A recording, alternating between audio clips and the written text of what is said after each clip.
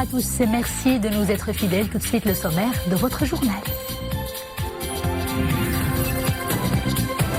La présidente du Parlement ougandais effectue une visite de travail au Maroc. Elle a eu une série d'entretiens avec de nombreux hauts responsables marocains, dont le chef du gouvernement Saadi Latmani et le ministre des Affaires étrangères et de la coopération internationale Nassar Bourita. Pour fluidifier la circulation à Casablanca, la ville est désormais un chantier à ciel ouvert entre Tunnels et Trémi. Nous allons nous intéresser à la trémie du boulevard Rindy. Ces travaux avancent à grands pas.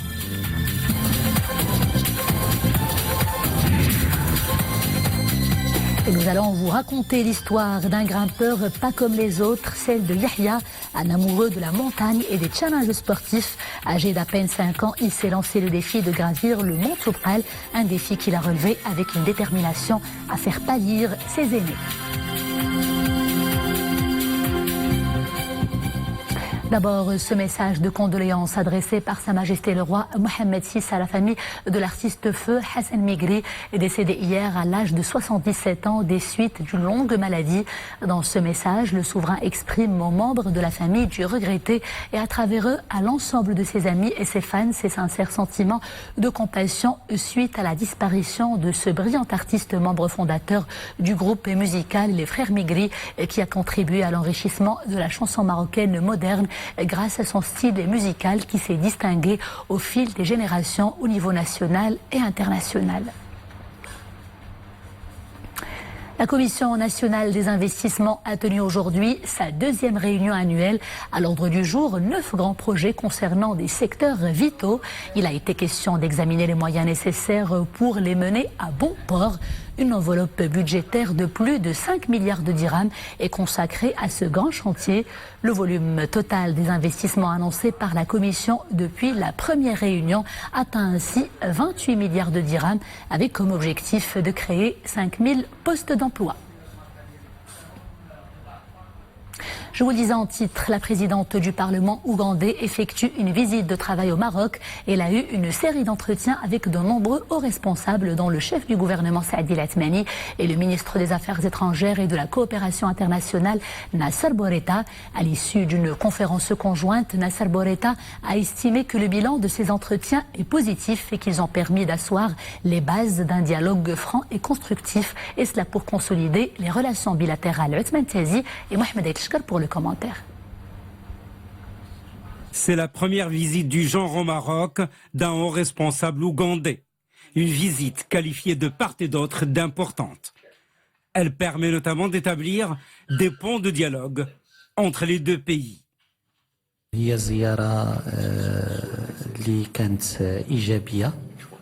C'est une visite positive qui nous a permis, dans le cadre d'un dialogue franc, de définir les moyens de développer les relations et surtout de définir les moyens de lever les obstacles qui handicapent le développement de ces relations.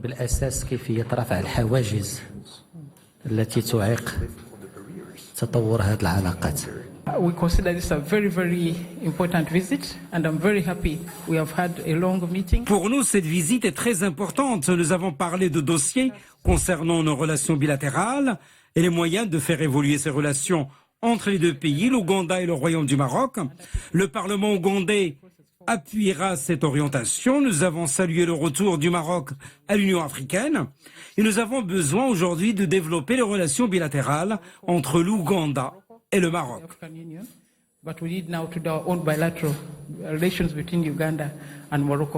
Le ministre des Affaires étrangères et de la coopération internationale a souligné que concernant le Maroc, il existe une volonté de bâtir des relations sur la base de la clarté, sur des bases solides, des bases qui servent les relations bilatérales et la sécurité ainsi que la stabilité en Afrique.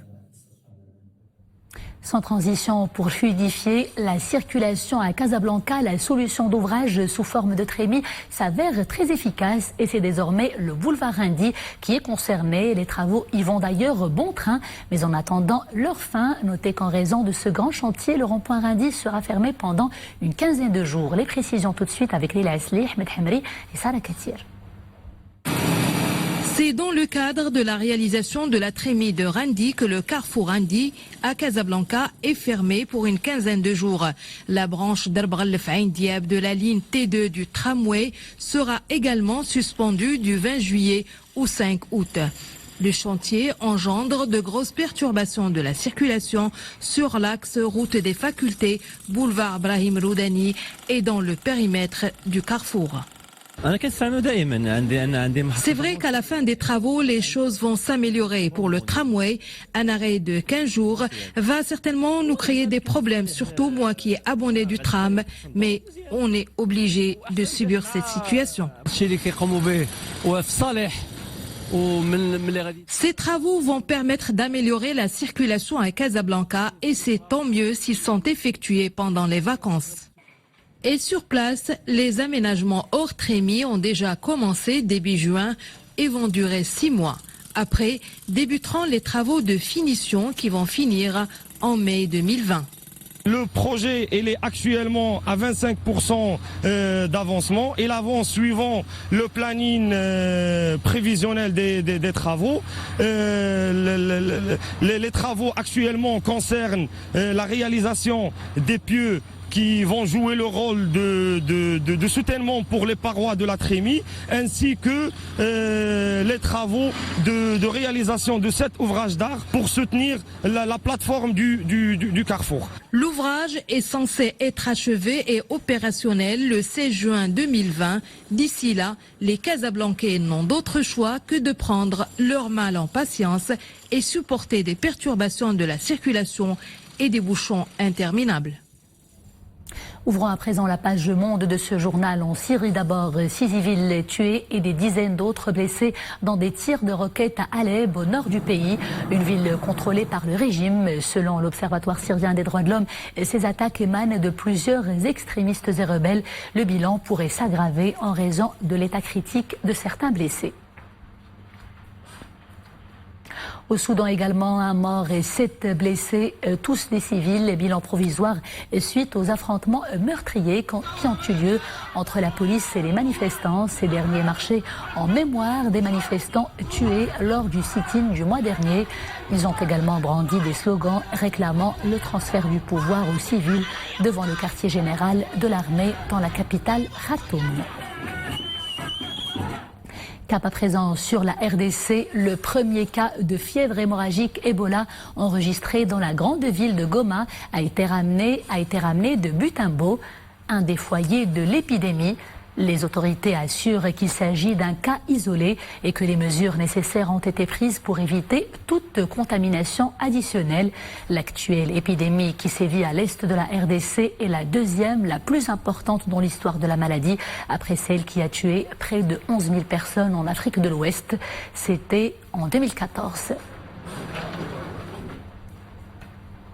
282 personnes interpellées hier soir en France. Ces interpellations sont essentiellement liées aux célébrations de la qualification de l'Algérie à la finale de la CAN 2019, mais également à certains débordements des festivités du 14 juillet. Ces troubles ont été plus intenses à Paris, Lyon et Marseille. Les scènes de liesse y ont laissé place aux tensions avec les forces de l'ordre. La 12e édition des Jeux africains se tiendra le mois prochain à Rabat. Ces prestigieux Jeux se dérouleront du 19 au 31 août.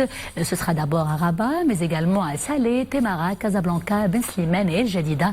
Une conférence de presse s'est tenue à Rabat pour présenter ce grand événement continental qui sera marqué par la participation de plus de 6 000 athlètes qui vont disputer 29 disciplines, dont 17 qualifiantes à Tokyo 2020.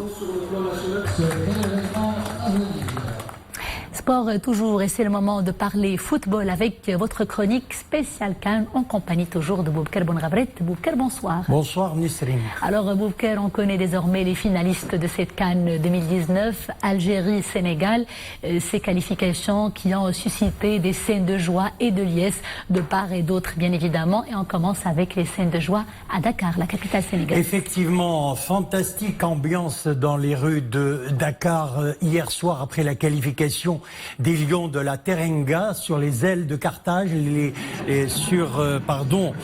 sur les aigles de Carthage. Scène de joie donc que n'avait pas connu Dakar depuis de longues années. Dakar donc en fête hier soir, le Sénégal va jouer sa première finale de la CAN depuis 2002. Dès le coup de sifflet final de cette rencontre époustouflante, remportée in extremis par les Lions de la Teranga qui ont réussi à arracher le nul 0 partout devant les Aigles de Carthage avant d'avoir le dernier mot à l'issue des prolongations 1-0. Une ambiance de fête s'est emparée des rues de la ville qui vibrent au rythme de cris et de joie comme vous le voyez sur votre écran et de coups de klaxon célébrant un exploit historique pour le football sénégalais.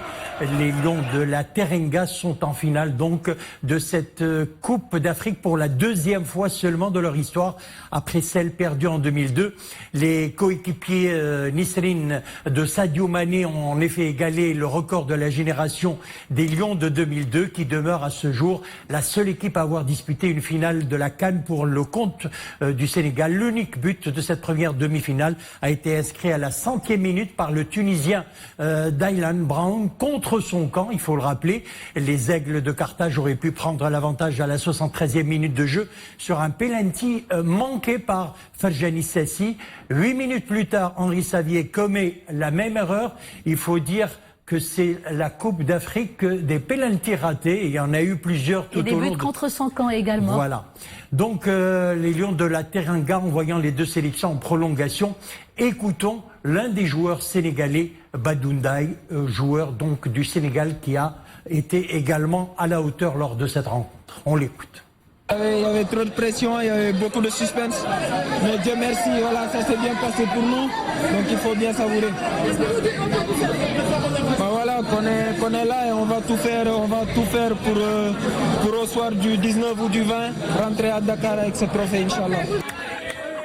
Et focus tout de suite, Boubker, sur l'autre finaliste, l'Algérie. Les Algériens qui ont vécu une belle soirée, une festive et joyeuse soirée également hier au Caire.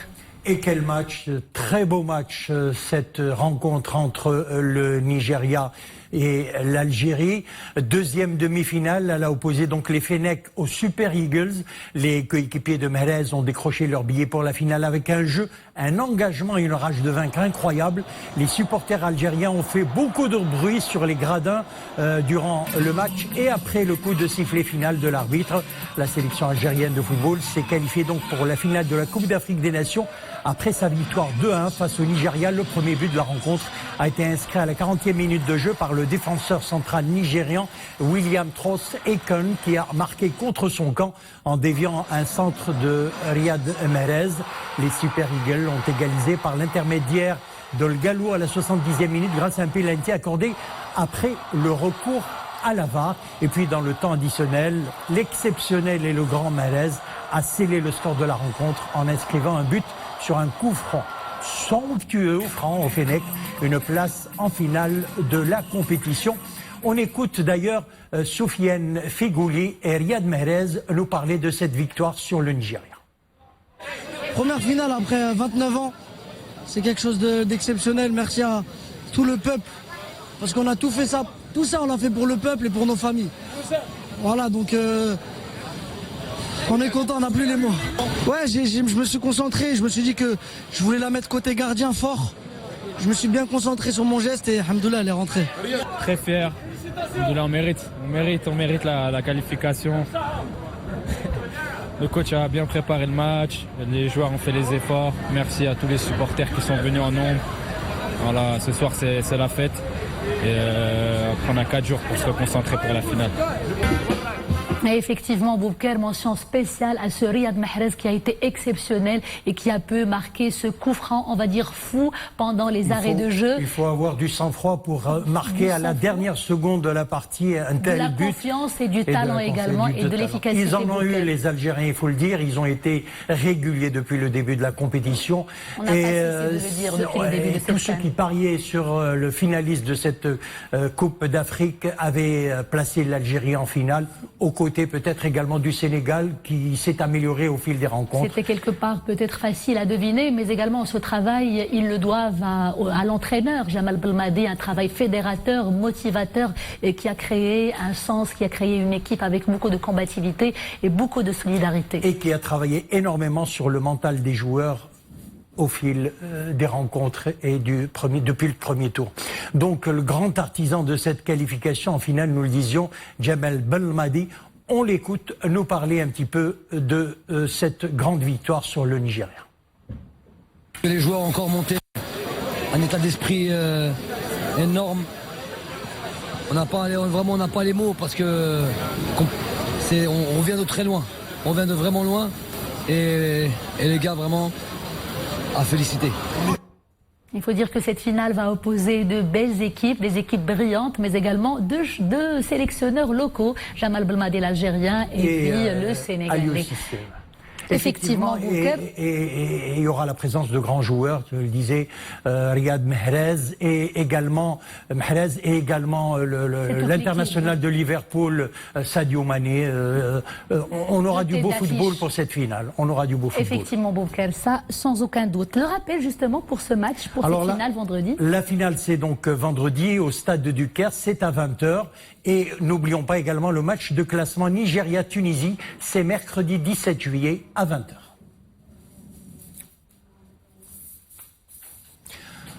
Le football, justement, Boubacar, on en parle, mais également à côté, il y a ce lexique footballistique très riche, très vague. On ne cesse d'en apprendre chaque jour. Et on commence avec cette citation, cette expression, avaler la trompette. Qu'est-ce que ça veut dire ? Avaler une trompette, ça se dit dans le langage quotidien.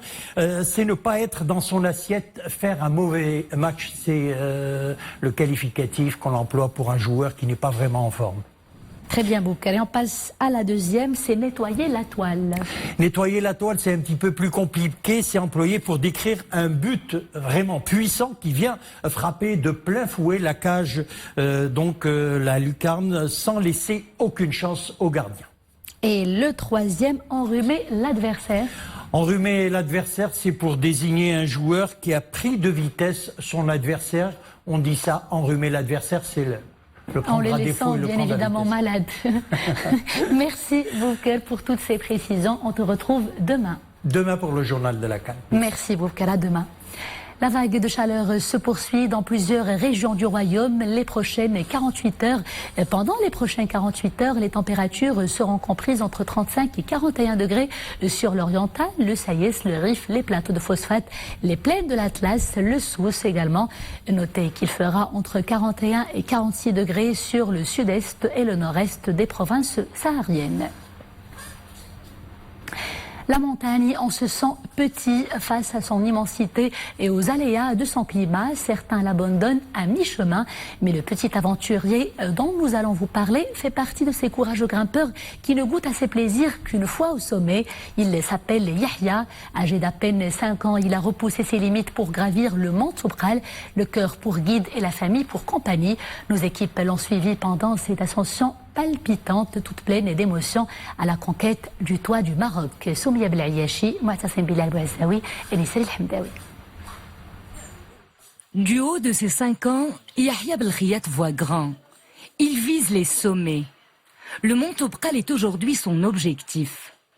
Armé de son bâton de marche, il se lance dans l'aventure. Ses aînés le laissent prendre le devant et occuper la tête du peloton. Une belle manière de l'encourager à marcher sur les pas des grands explorateurs.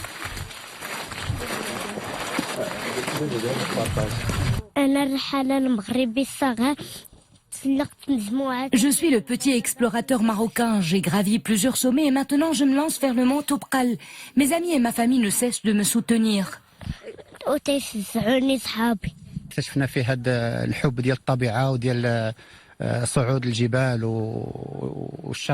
L'ambition de Yahya et sa soif d'explorer le monde se développent de plus en plus.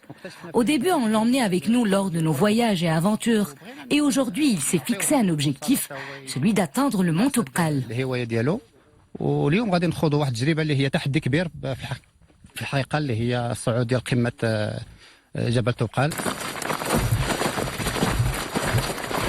Les kilomètres parcourus à pied useront les souliers de Yahya, mais n'entameront jamais sa volonté de rejoindre le rang des passionnés d'ascension et des amateurs des grands défis de la montagne. J'ai gravi le plus haut sommet d'Afrique, d'Europe et d'Amérique latine. Actuellement, je me prépare pour une grande aventure, celle de l'Everest. Aujourd'hui, nous épaulons notre petit champion Yahya dans cette expédition. Nous le poussons à persévérer pour atteindre le mont Toubkal. Sous un soleil de plomb, le chemin à emprunter s'annonce très long et de surcroît escarpé. Malgré tout cela, le petit Yahya résiste. Il a l'aplomb des grands et un esprit inspiré dans un corps inspirant.